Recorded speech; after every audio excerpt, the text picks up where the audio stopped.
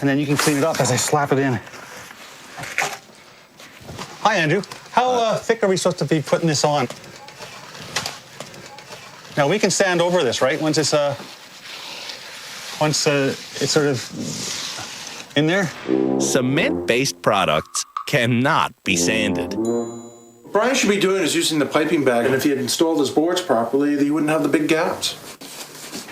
You're finding your hands are best? Well, right now, because they've got moisture on them. You certainly don't want it on the face of the wood. Okay. Okay. That's perfect. Brian's job is his usual mess. A professional would leave here with clean hands.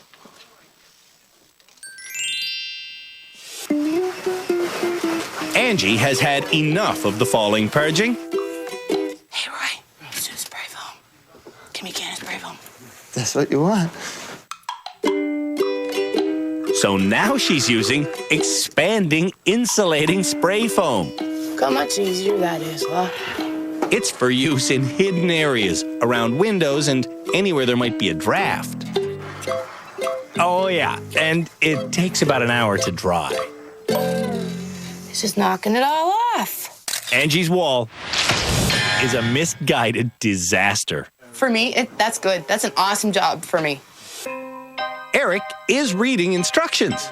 Le mélange d'enduit sur une surface blablabla. As a result, Eric's wall goes up perfectly. We learned so much. I mean, it's just a nice opportunity to be here. As usual, Johnny is having a tough time.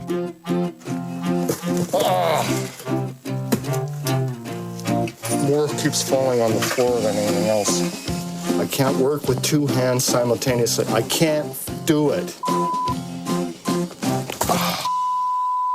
Two hands is twice as handy. I can't work simultaneously with two friggin' hands. After the break, floors go down and then come back up. I quit.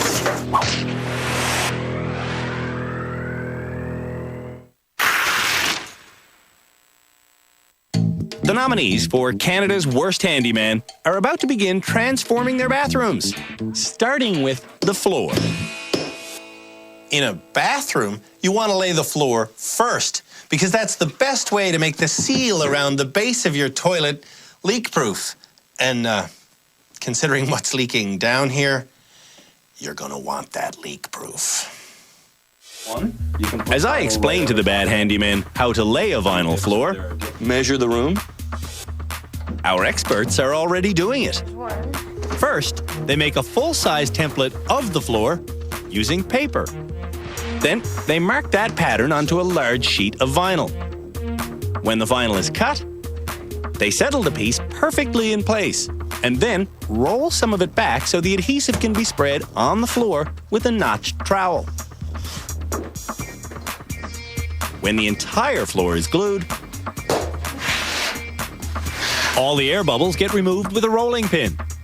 The experts are done in exactly an hour. That's it.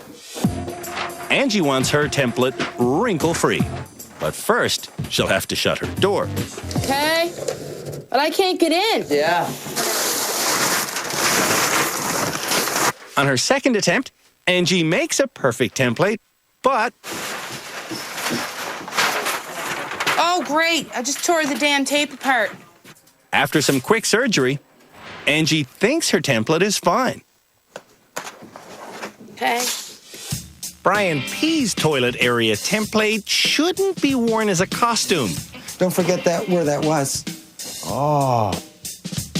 And it shouldn't be this small. Oh, but you've only got a tiny piece. Yeah. Why do you only have a tiny piece? Brian M's got a full-sized piece, but as soon as his toilet opening is cut, Brian removes his vinyl and covers his entire old floor with adhesive. I might run out of adhesive, Veronica. Now, getting the vinyl in cleanly is downright impossible. I don't hear what you're saying. I'm saying Brian's feet are covered in adhesive, his hands are covered, and the floor is covered. I'm just trying to get these bubbles out real quick. I'm trying to get the bubbles out. I can't get this bubble out. Flooring a bathroom is something Brian M. has to do at home. When you go home, are you going to do this? I don't know if my wife will let me do that. Johnny's vinyl is also being fitted after the glue's gone down. Okay, you gotta pull on your side, Dar. Let's push it towards the wall. Johnny does get the material in place, but it's in two pieces, and it's wrinkly. It's another abomination. This is some hard. Honest to God. When Angie stretches her floor into place, There. it doesn't fit. I get this damn floor too short somehow. Ma, how did it happen? Whole thing's it's too short. Angie's work is getting worse. I've not even done this before. I never it up this bad. Brian P's never done this before, and he'll never try again. I'll tell you, the one thing I learned today is that I will never put down a floor at home myself. Brian P's floor has been abandoned. Okay? Over in Eric's room, he's hooking up his brand new compressor. Instead of laying his vinyl, Oh, nice! It works, Mark! Eric is laying a new subfloor. But he's using plywood that's just 1/8 of an inch thick. So all he's really doing is wasting time. Yeah. I would suggest you're slowing yourself down just because you wanted to play with the gun. Had nothing to do with finishing the job. You're just one of those guys who wants to go out and... The challenge is over. And Eric hasn't even started. Everybody else is done again, and I'm not done. When we come back, 2 is 4. it's this episode's group challenge. He's been quadruple checking.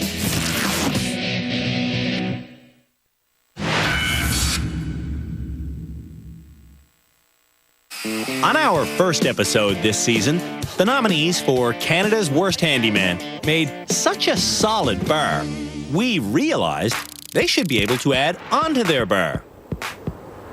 Our design team came up with the idea of using the bar as a foundation for a 14-foot-tall ice fishing hut. To build the shelter's pieces, we've created a series of seemingly random projects for the handyman to accomplish. On their final day in rehab, they'll bring the pieces they made out here. Then they'll assemble the ice hut that they didn't even know they made. At least that's the plan. Today's random project is building the two pieces that will be the A-frame's roof. And Johnny is project foreman. 6.5 by 14 feet, okay? 10 minutes ago, Johnny learned how to make a roof by learning how to make a floor. It's the exact same process. These 4 pieces of wood are called rim joists. Everything in between is called the joist. Okay. An A-frame roof or a standard floor has joists that are 16 inches apart from center to center. It's 16 inch on center, always. That's why if you look closely on your measuring tape, every 16 inches is marked out. Didn't know that. These are called joist hangers.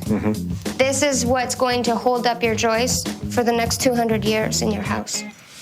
Brian M. and Angie are making one roof piece according to Johnny's instructions. That's 14 feet, exactly. Oh, I like that. And Brian P. and Eric are following the same instructions. I had to go in there and tell the 2 groups, I split them up into 2 groups, tell them what to do. Each team begins with a frame. Angie wants to cut wood without measuring. Why don't we just measure? Because I don't get math. I'm not a math person. Brian P. and Eric